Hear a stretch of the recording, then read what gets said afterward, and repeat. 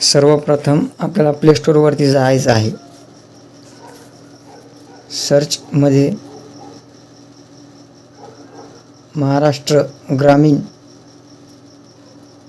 Bank असं type करायचं.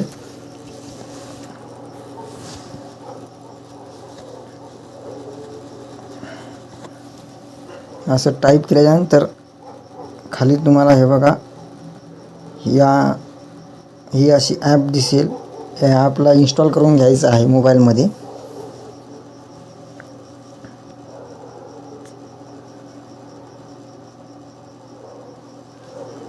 Install झाल्याच्या नंतर ओपन करायचं आहे.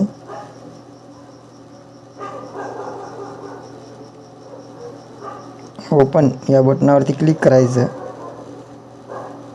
जेवढे असे सर्व अलाव करायचं.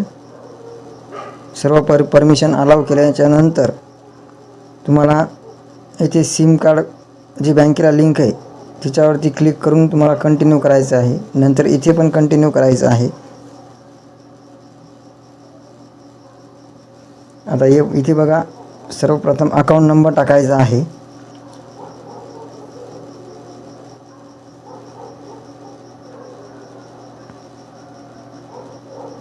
नंतर पुन्हा अकाउंट नंबरच टाकायचा आहे. कन्फर्म अकाउंट नंबरमध्ये पुन्हा आपल्याला अकाउंट नंबर टाकावा लागेल. नंतर खाली कॅप्चा टाकून घ्यायचा. नंतर रजिस्टर करायचं. आपल्या रजिस्टर जो बँकेला मोबाईल नंबर रजिस्टर आहे त्याच्यावर एक OTP येईल. ते OTP इथे टाकून घ्यायचा आहे. हे बघा महाराष्ट्र ग्रामीण बँक या नावाने येईल. ते टाकून घ्यायचा. नंतर खाली स्क्रोल करायचं. सबमिटवरती क्लिक करायचं. नंतर वेलकमच्या खाली जे आहे लेट्स गोवरती क्लिक केल्याच्यानंतर आता इथे आपल्याला जे ॲप ओपन करायला जे पिन टाकावं लागेल ते इथे जनरेट करायचा. ज्यातून याला म्हणतात पिन. 6 डिजिटचा असला पाहिजे तो. आपण आपल्या मनाने काहीही टाकू शकता.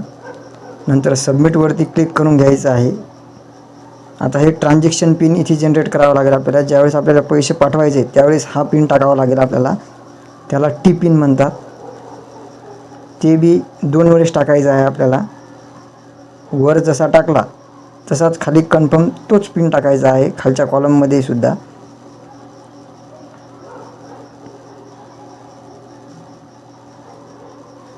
आणि एक दुसरी गोष्ट म्हणजे पिन म्हणजे जो आपण अगोदर पिन सेट केला तो आणि हा T-पिन म्हणजे ट्रान्झॅक्शन पिन हा सेम नसावा. हा दोन्हीही वेगवेगळे असावे आणि दोन्हीही पिन हा म्हणजे 6 डिजिटवालाच असावा.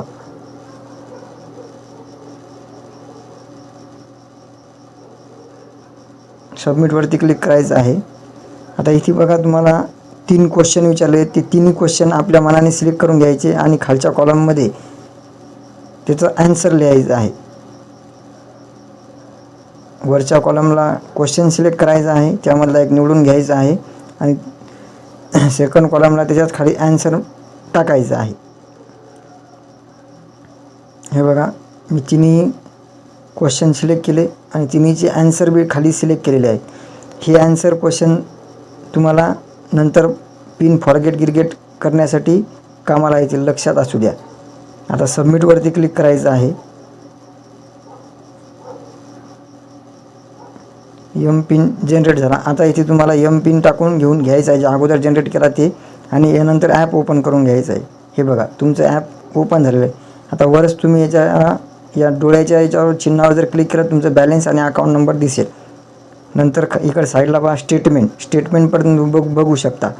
इथे सिलेक्ट करायचं. इथे डेट सिलेक्ट करता येईल. खाली व्ह्यूवर क्लिक करायचं. आता इथे बघा असं दाखवल्यानंतर व्ह्यू ट्रान्झॅक्शन केले तर तुमचे ट्रान्झॅक्शन पण दिसतील. यामध्ये वापस यायचं आहे. 1 नंबर पहा पेमेंट्समध्ये.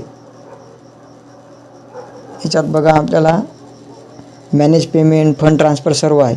क्विक पेमेंटमध्ये आपण ताबडतोब पेमेंट पाठवू शकतो. नंतर आहे बिल पेमेंटमध्ये recharge, dish TV bill, electric bill सर्व करू शकतो. ई-कॉममध्ये हे ATM सर्व्हिस आणि हे पण आहे. आता बघा डिपॉझिट म्हणजे आपल्याला म्युच्युअल फंड कोणता एखादा फिक्स डिपॉझिट करायला ते आहे. नंतर इन्क्वायरी इन सर्व्हिस रिक्वेस्ट याच्यात नाही. आता आपल्याला अकाउंट मॅनेज करायचं आहे. आपण गेलो मॅनेज बेनिफिशरीमध्ये गेल्याच्यानंतर आता इथे आपल्याला बघा पहिल्यांदा टी पिन टाकावं लागेल म्हणजे ट्रान्झॅक्शन पिन टाकून सबमिट करायचं आहे. इथे ॲडवरती क्लिक करायचं आहे. आता हे बाई कोपऱ्यात माणसाचं चिन्ह आणि प्लस दिसत आहे, त्याच्यावर क्लिक करायचं आहे. आता आपल्याला ज्याला भविष्यात पेमेंट पाठवायचं आहे त्याचा इथे बँक म्हणजे नाव लिहायचं आहे. बँकेत जे नाव आहे ते बँक अकाउंट म्हणजे अकाउंट होल्डर नेम ते पहिल्यांदा इथे टाकून घ्यायचं आहे. दुसऱ्या कॉलममध्ये त्याच्यावाला बेनिफिशरीचा अकाउंट नंबर घ्यायचा आहे टाकून.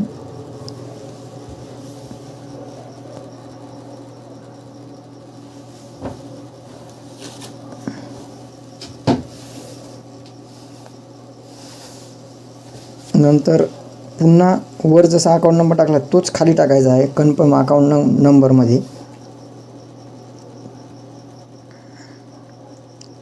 नंतर खाली यायचं आहे.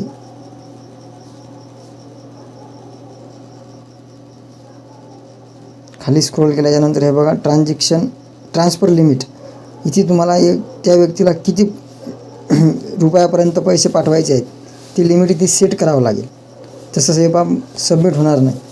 आपण एकदा विदाऊट लिमिट सेट केल्याचं एकदा हे बघू सबमिट होते का होत नाही.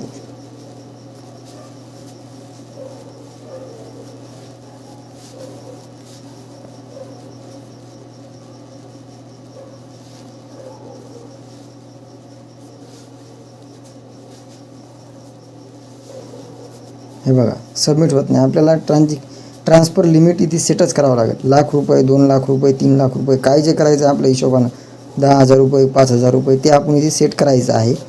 नंतर सबमिटवरती क्लिक करायचं आहे. नंतर कन्फर्मवरती क्लिक करायचं आहे. आता तुमच्या रजिस्टर मोबाईल नंबरवर OTP येईल. तो OTP इथे टाईप करून घ्यायचा आहे. हे बघा हा OTP इथे टाईप केल्याच्यानंतर सबमिटवरती क्लिक करायचं आहे.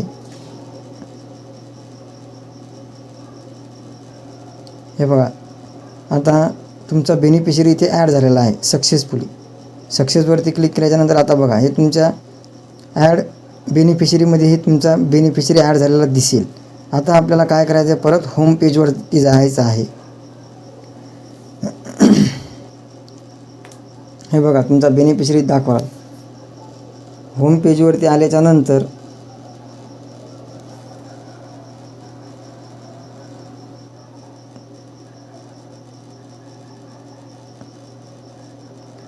हे बघा फंड ट्रान्सफरमध्ये गेलो पण आत्तापर्यंत आपला बेनिफिशरी अजून ॲड झालेला नाही. आपला बेनिफिशरी ॲड होण्यासाठी या ॲपमध्ये आपल्याला किमान 5 ते 6 घंटे लागतात जर बेनिफिशरी ॲड केल्याच्यानंतर तो बेनिफिशरी ॲड होण्यासाठी. त्यानंतर आपण त्याच्या याच्यावर NFT IMPS सर्व मारू शकतो. धन्यवाद.